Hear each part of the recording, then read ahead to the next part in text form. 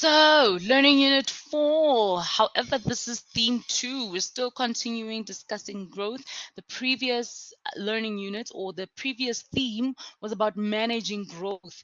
And we talked about the importance of planning for the growth as well as managing it. You cannot manage growth if you did not plan for the growth, because how do you manage something that you didn't plan for, right? And then now in this theme 2, we're going to talk about growth strategies and options for you. So if you want to grow, what are the options that are there for you as an entrepreneurial venture to grow? So, growth strategies and options, chapter 15. The learning outcomes include examining various growth strategies and methods that are available for entrepreneurs, and then critically discussing the concept of franchising as an opportunity for entrepreneurs. Again, going back to the various growth strategies. Remember, if there's one thing you want to know about growth is that you need to plan for growth. And part of that planning means knowing what strategies and methods that are available for you in order to grow. A growth strategy must be devised when developing a strategic plan and direction. I will repeat, a growth strategy must be devised when developing a strategic plan and direction. If you've done a module called strategic management, this will make so much sense to you, because strategic management is exactly that. It is literally planning and managing growth. This chapter focuses on the various growth strategies and the methods for putting them into effect. So, what is a strategy? A strategy is the result of a strategic planning session. Strategic planning involves making decisions about the company's long term goals and strategies. So, you're basically sitting down. Remember, we talked about planned for and managed. You're basically sitting down and you're projecting that, this is how much we're going to grow. This is what we've put into place in order for us to achieve that growth. And once that growth comes into place, then we need to change our strategy. And it involves the following steps. Number one, you develop your vision and your mission. Then you analyze your business environment. So in other words, you analyze remember the business environment. That's your microeconomic environment, it's your market environment, as well as your macroeconomic environment. So you're basically doing a SWOT analysis on your environment. And then you need to set long-term objectives. Then you need to develop the strategies, right?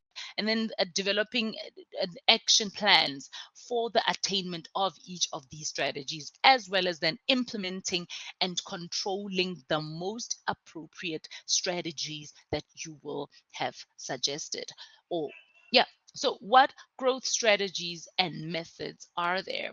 The basic growth strategies are aimed at either internal growth or external growth. We've learned that. And there's also then a combination of these, but we will go much more into detail.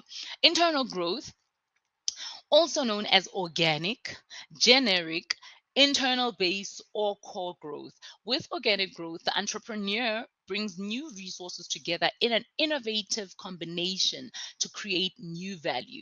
This means growing the business through increasing your market share, which is what your customers, right? Or you can develop new products and services, and we know that they can attract new customers, or then you can enter new markets. So maybe sell to people that you previously, overlooked. So internal expansion and growth can take one or more of the following forms. It can be an increase of market share. We've discussed that.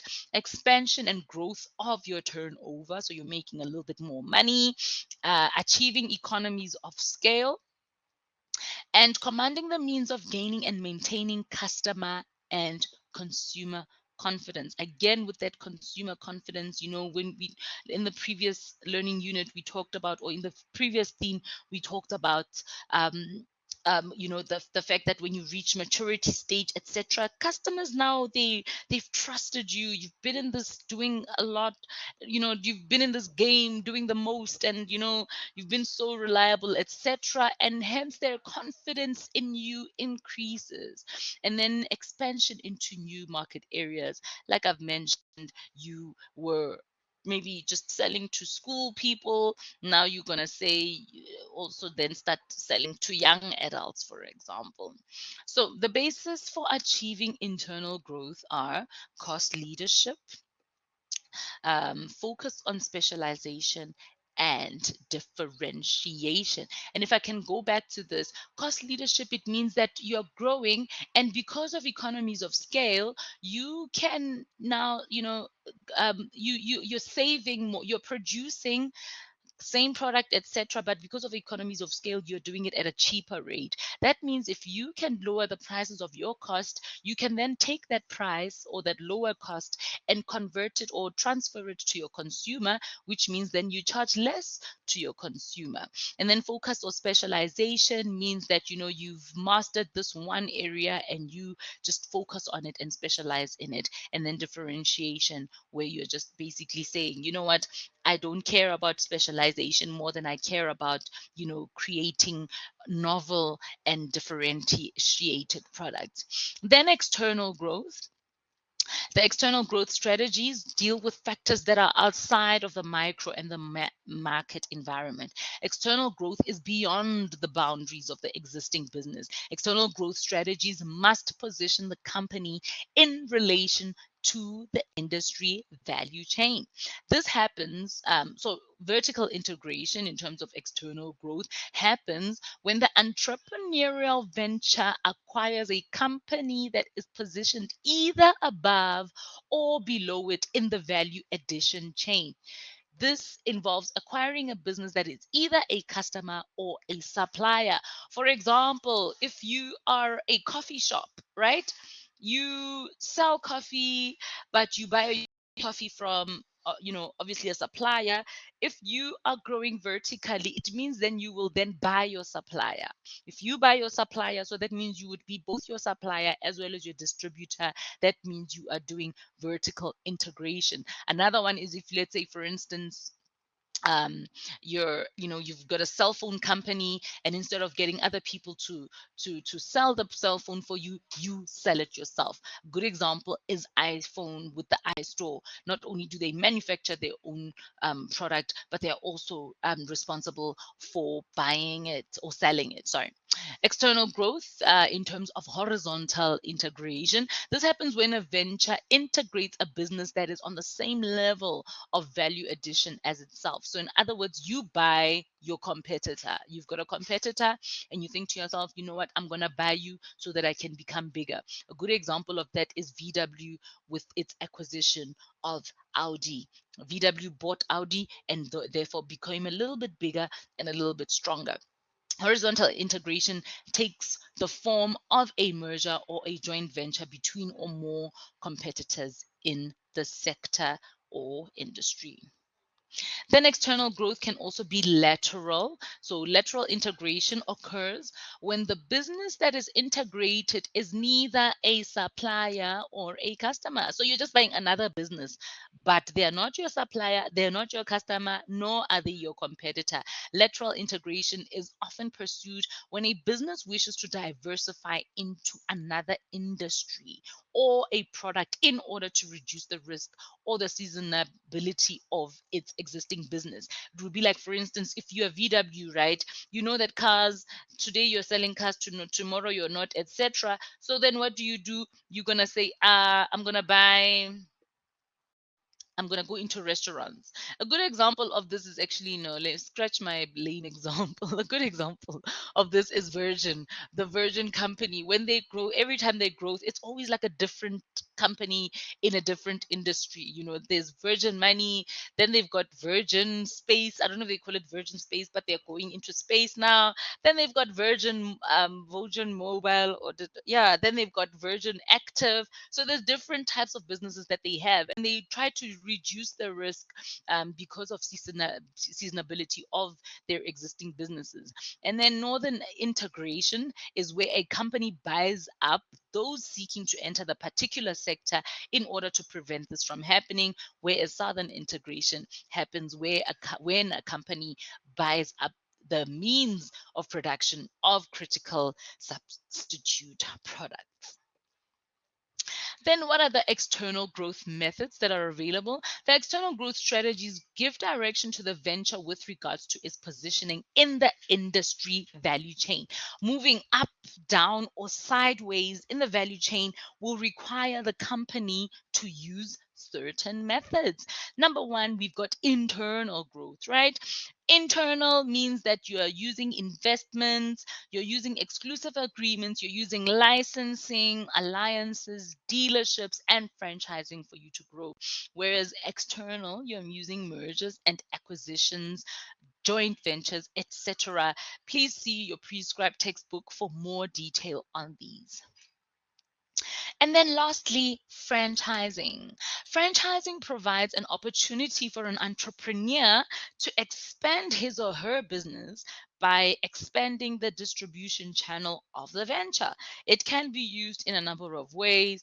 For instance, you can expand the business by having others pay for the use of your name, your process, or your product and services. So you've got a business that's running well, it's optimum, it's in its peak, and you can then sell its name, the process, and products and services. We know franchises, KFC, etc., etc., etc. Then you can another way that you can franchise is by converting your product or trade name into business format franchising. So here you're just using the business format and you're saying, look, I'm selling my business format. You can start a franchise for yourself. It will probably not be in the same name, but yeah, well, they say or trade name, right? So it can be a product or a trade name. So in this instance, I was making an example of a product that you sell and then you make it into a business franchise. An example of this would be like, what's this? These things that they sell with brochures. Ish, and the ladies like Avon. Avon would be a good example of that because you're starting your own business, right? But you are selling what? The product of Avon. And then lastly, you can convert a branch network into a franchise network. So you had a branch, but now you're creating it into a franchise, which means that you will then make it a carbon copy of the franchisor. Then, what are the advantages and disadvantages of a franchise chain? And these advantages and disadvantages, they pertain to the franchisor. That means the person who is selling the rights of their business. So, not the person who is buying into the business. All right. So, the advantages include the distribution network can be expanded without having to borrow funds. So you're actually getting money from other people. It's other people's money that is helping you to grow. And then franchises can spread the unavoidable risk that arises in any major expansion program. Again, because you didn't spend your own money. If that business goes down, hey, that's not your money. What do you call it? Going down. And then franchisees are usually much more motivated than hired managers. And that's a nice thing because that person bought into your business. They've invested money so that they can make a profit. They're going to be much more motivated rather than if you had started another branch and then you had to hire a manager. A manager is just like, oh, well, I'm doing what I need to do. And then the network can be expanded rapidly. And then the franchisor can compete with larger rival companies because, again, you are growing. And that growth means power, money, power, and respect. The franchisor can also reap the benefits of greater negotiation strength because of that money, power, and respect. And then through cooperation, advertising, both the franchisor and the franchisee can share the costs of advertising. So advertising is not just on your account. The person who bought the business or bought into your business through a franchise also takes up the costs of advertising. And then the disadvantages for the franchisor: it is difficult to ensure that all franchisees will adhere to standard operating methods in order to achieve uniformity. That's a difficult one, but also that needs to be in place in order for you to say you're running a franchise. And then the second one, the objectives of the franchisor and franchisee may differ. And that's so difficult because you know the franchisor will want you to sell 100 pieces of chicken every day. And maybe you know you're thinking to yourself, because of the market that I'm in, it's only realistic that I can sell 60. So those objectives, you know, there's gonna be a clash. The franchise contract allow the franchisor to terminate that agreement only under certain Circumstances. So that's a bit of a difficult one because, sometimes you want out of the business, but there's only certain circumstances in which you're allowed to terminate the agreement. So yeah, that one is a bit of a challenge because if things are not going the way that you want them as a franchisor, you cannot just say, you know what, I want my business back, sell it back to me. And then the franchisor may find that the franchised outlets are in some cases less profitable than company owned operations. And that's probably, 100% of the time. The outlets, they make less money. So it's definitely a disadvantage for the franchisor. But again, that comes with the growth. It's not expected that if you open up another franchise or a branch that it will necessarily make more than the original branch, if that makes sense. And then a franchisee may try to bring down turnover, thereby reducing the management fee payable to the franchisor. That one I really don't understand because the more money you make, the more you spend. So I don't think it's entrepreneurially minded of the franchisee. And it actually speaks to the fact that a franchisee, remember we said if you own one KFC and you're happy with that, you're actually a small business owner versus if you're growth minded and all you want to do is own more branches, right? If you're entrepreneurially minded, you know that growth is a factor, but we know that growth also comes the growth in terms of the financial risk and responsibilities. So yeah, if you have a small business mindset, this will definitely affect you as a franchisee. And then a successful franchisee may want to start his or her independent operation in direct competition with the franchisor, especially because of the cost. Like if you say, at first, it was so nice to say, I want to buy KFC, then you buy KFC and then you're running the business.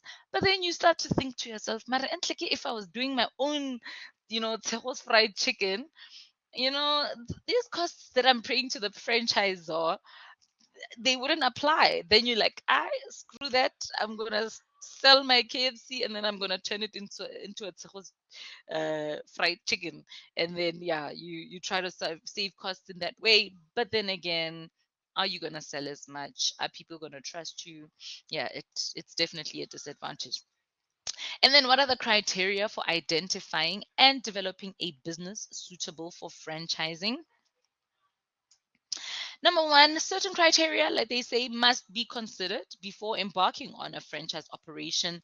And these are them: standardization in products and services. That example, that video that we had with McDonald's, right? If you cannot standardize your products, if a McDonald's, if a Mac, what is it? A Mac, a Big Mac.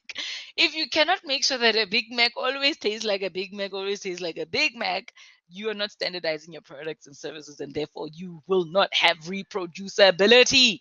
And then you also need to have distinctive and noticeable business. There must be something about you. The McDonald's arch, the McDonald's fries. Hey, by now we know McDonald's, and there's so many, things that we know it for. And then straightforward operating methods. Like nothing can be hidden, because if you're gonna sell your franchise, it means that you need to, all of the aspects of your business need to be, what you mean need to be transparent. And then profitability, of course, there's no use in trying to franchise if your business is not making crazy amounts of money. And then regular suppliers, again, because you want that standardization, that reproducibility. In the video that we showed, they talked about serviceability, all right?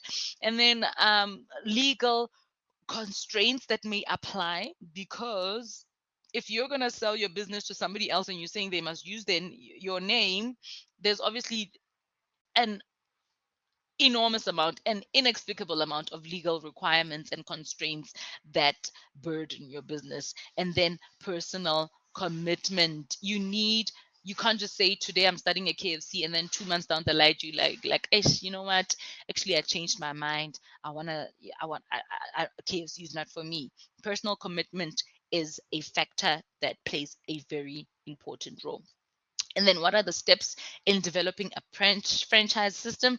I will not go through all of these, but you can see the first thing is that you need to establish whether the business is suitable for your franchise. And you would have done that, right? If you're not making money, we've talked about those things. If you're not making money, you can't go and say, I'm selling my business. Come buy into my business. Because the first thing is it making money? And if it's not, nobody's going to buy into your business. And then step number 2, you prepare a business plan. Step number 3, you either expand your existing business or you establish your business for franchising. Number 4, so in other words, remember we talked about the growth, right? This side would be the growth of expanding your business in various growth ways that we've discussed, whereas another option would be to franchise, if that makes sense. Then you do a pilot operation where you test, is it feasible, is it working, can it be, is it reproducible, is it standardizationable, is it serviceable? And then develop a franchise package, develop operations manual, training manuals, and franchise agreement. Then you need to prepare disclosure agreements and register with FASA. And then you need to recruit and select uh, what is it, franchisees, and then train franchisees, as well as then operate and manage the franchise system. And yeah, so that's all about franchising. There's also a section on alliances, exclusive agreements, licensing, dealerships, BEE or triple EE, and financing growth. These are in page 346 to 348 of your prescribed textbook. Please do check them out. And that's it for chapter 15. In summary, we talked about the growth strategies and methods, including franchising. That's it. Thank you.